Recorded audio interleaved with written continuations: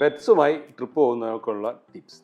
വീട്ടിൽ ഓമനിച്ച് വളർത്തുന്ന ഡോഗോ കാറ്റോ പക്ഷികളൊക്കെ ഉള്ളത് കൊണ്ട് മാത്രം ഒരു ടൂർ പോകാൻ പറ്റാത്ത ഒരുപാട് പേരെ എനിക്ക് തിരിച്ചറിയും. പെറ്റുകളെ മക്കളെ പോലെ വളർത്തുന്ന ആളുകൾക്ക് അവരെ വിട്ടു പിരിയുന്നത് അത്ര എളുപ്പമുള്ള കാര്യമല്ല. കാരണം അവർക്ക് ആരും ഭക്ഷണം കൊടുക്കും, അവർ ഒറ്റപ്പെട്ടു പോകില്ലേ എന്നുള്ള ചിന്ത അവർക്ക് ഭയങ്കര അസ്വസ്ഥത ഉണ്ടാക്കും. എന്നാൽ പെറ്റ് പാരൻസിന് ഒരു സന്തോഷ വാർത്തയുണ്ട്. ഇന്നത്തെ കാലത്ത് പെറ്റിനെയും കൊണ്ട് യാത്ര ചെയ്യാൻ ഒരുപാട് സ്ഥലങ്ങളും സൗകര്യങ്ങളും ലഭ്യമാണ്. നമുക്ക് പെറ്റിനെയും കൊണ്ട് യാത്ര പോകുമ്പോൾ ചില കാര്യങ്ങളൊന്നും ശ്രദ്ധിച്ചാൽ മതി. നമ്മൾ പോകുന്ന സ്ഥലത്ത് പോകുന്ന റിസോർട്ടാണെങ്കിൽ അവിടെ പെറ്റ് ഫ്രണ്ട്ലി ആണോ എന്നുള്ളത് നമ്മളൊന്ന് ചെക്ക് ചെയ്യാം.